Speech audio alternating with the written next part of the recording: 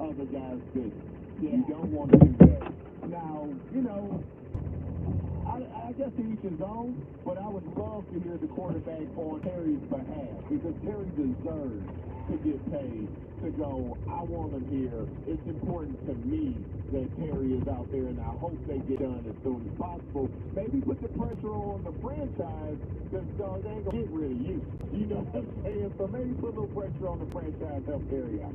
Indeed, and it goes back to something we were talking about earlier as well, and wanting to see Jaden Daniels not fall prey to the sophomore game. And a part of not falling prey to that is obviously having a strong O-line, having a strong run game, but it's also having your guy, one of your guys, be there for you to pick up where you left off in a stellar 2024 season. And it's the season where Terry McLaurin gets you almost 1,100 yards. He gets you 13 touchdowns, and he gets you almost 13 yards a catch. That's the guy that you want. You don't want to have any type of situation where this is lingering on. So, yeah, I think the Washington Commanders are going to have to sit down with Gary Terry and get it done. They're going to have to do some semblance of backing up the Brinks truck because, like I said, I still think the Commanders are going to be one of the top 5 offenses in the league this season, and I think the way that they do that is if they get it done with Terry McLaurin, get the business out of the way so those guys can get back to the game of football. And then finally, the Dallas Cowboys. CeeDee Lamb Cowboys receiver weighs in on Jerry Jones and Micah Parsons' contract talk issue. Mike knows I love him, and being in this situation, obviously playing a game again with Jerry is not the best. It's not fun. It's not recommended. But as for Micah, he knows what he brings to the table. Honestly, for the team, for himself, and he should get what he deserves. And I'm not indulging in any of that craziness that they got going, but I do want Micah to get paid.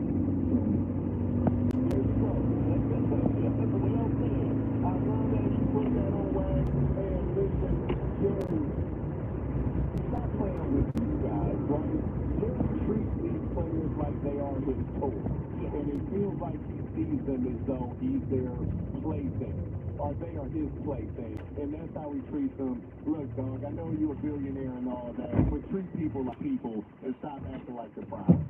And be really, really careful. Because honestly, CeeDee Lamb got paid in March. But I feel like it was a win definitely for CeeDee Lamb. And I think maybe a win for the Cowboys as well, but I think the loss for the Cowboys was Dak Prescott.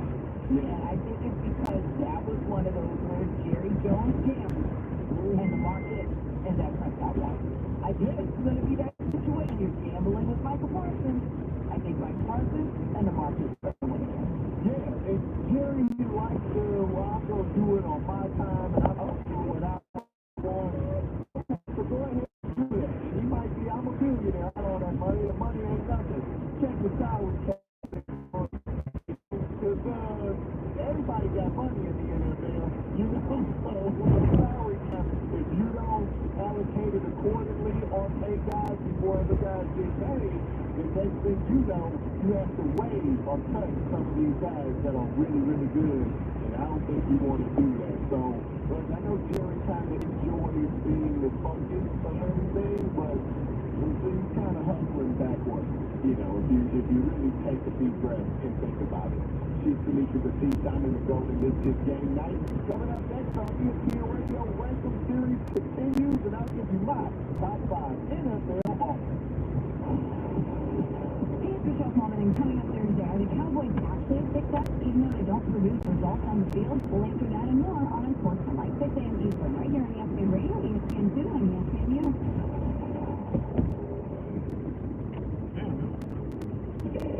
The biggest show on the radio. Jason in Ireland today at noon. Travis in the Marquette. Rode a bull. I rode a bull. Like the actor in Alex. No, I rode an actual bull. I won the celebrity bull riding contest. I stayed on the bull 6 seconds. I stayed on for 3.5 seconds. What the bleep? Yeah. Well, I did it on live TV. Oh my, you are wild, man. OT, the LA Sports Talk. Mason in Ireland on 710. Individuals and businesses with tax problems. Listen carefully. Do you feel like you're losing control of your finances? If you owe over $10,000 in back taxes or have unfiled tax returns, we can you take back control. The IRS is the largest and most aggressive collection agency in the world, and they can seize your bank account, garnish your paycheck, close your business, and file criminal charges. Take control of your tax problem now by calling the experts at U.S. Tax Shield and take advantage of the Fresh Start program and new laws that may allow us to negotiate a settlement for lowest amount possible. Our team of tax attorneys and enrolled agents can stop collections and get you protected so you can take control of your financial future. U.S. Tax Shield is rated with the Better Business Bureau, so call now. 800-66. Kind of told us it's a bad pick. But for what they're saying, they're supporting the player, whether you believe in Anthony Richardson or not. They're at least doing that. And I can't be mad at that, even if it sounds like Chris Ballard trying to have it both ways. Well, but that's it. I mean, Ballard's also a guy that there's plenty of faith in me. And I don't do a calling for guys' jobs, but there are times where you hit a point in an organization like, I think we're on its course.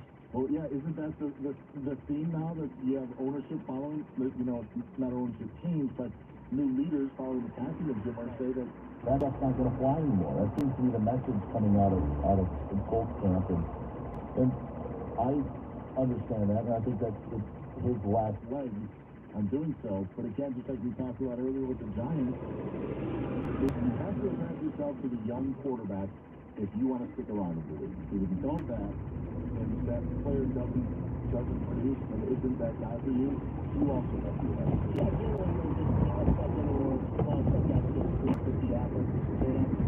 do another rant on Ryan Poles getting it Twitter in an off-season. The season record.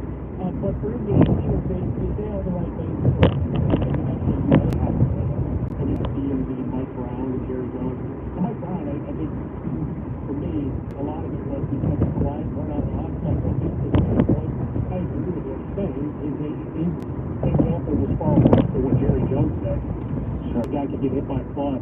Like, okay. Whereas with Mike Brown, he gets to the darkest part of things. But from a negotiating standpoint, when you're talking about guaranteed money, I don't think it's unreasonable. I think the guy has to be available to you to collect said monies, and that you should be able to void. That's either here or there. In this particular case, it's now we have a guy here. He's still under contract. We should support him. By bringing in competition, maybe that's the thing that draws him back into focus, back to the guy he needs to be, and we don't have another tap-out situation like we did a year ago that made the Colts a laughing stock. Sure. Not just Richardson, but that's the guy that you empowered to be your guy. So he's got a lot to prove, much like we talked with Tua and the Dolphins and what's going on with Tyreek Hill and everybody playing nice sandbox. Anthony Richardson needs to make amends for all of that. Yeah. Everybody in the league. He needs to do something. Like one big game against the Jets. Sorry, Jets does not save his career. Tapping out is probably going to stick with him for a long time. Look at Cam Newton. What is not diving on the football in Super Bowl 50? How is that? Yeah, it is. That guy had a fantastic 8-year run, and his body took him as far as it was going to go. But he's always going to be remembered for the time he didn't get won a Heisman Trophy, undefeated, leads Auburn to a national championship, MVP that year in the NFL. And we remember him not diving on a ball. Anthony Richardson at least has time in his career to try to change that sort of narrative. We know it. Listen, Chris Ballard knows it. Like Chris Ballard is thinking what you're thinking, what I'm thinking, what everybody else is thinking about Anthony Richardson. And he's thinking that because he said it's an open competition in January. But if you're going to have an open competition, you can't make it a one-man competition by supporting Daniel Jones and just saying, man, Anthony Richardson just really doesn't have any left. They said what they said about Anthony Richardson and how they feel about Anthony Richardson when they open it to a competition. And whether you think Daniel Jones is competition or not, that's up to you. But that said everything in trying to get what they can over a guy who's the 4th overall pick on. I said it during that draft, Mike. I'm like, listen, if you love if Anthony Richardson is supposed to be your Josh Allen, take him number 1. But that has always been the case that we've made. You and I on our shows recently, and I think in the podcast, whatever else. If that's your guy, it goes badly. You're walking the walk with him. Correct. But if in your evaluation, you've decided that he is the guy to hit your wagon to, I gotta ride it until the wheels come off. Yeah, that's your evaluation. That's where you're putting your money. And the reason I said this, I bring that up, Mike, it was because I was saying that Anthony Richardson should be the number one pick that year. How we were looking at him, what was projected to be, there could be that possibility. So if you believe that, then take him number one. Bryce Young goes 1, C.J. Stroud goes 2. Bryce Young, Anthony Richardson ends up going 4 to the Colts. So now you're sitting there and you have a guy who we knew the situation coming into the National Football League of his inexperience, but he's a high draft pick. And for what we've seen, don't have time to wait and find out. Imagine they waited a year and they found out that he was injury prone and tapped out. You know, at least they have their decision now. After this third season, you don't have to pick up his fifth-year option to get another look at him, and you move on. Yeah, it's the curiosity of had he sat for a year, but that would have been that was after Phillip Rivers, right? Who just retired.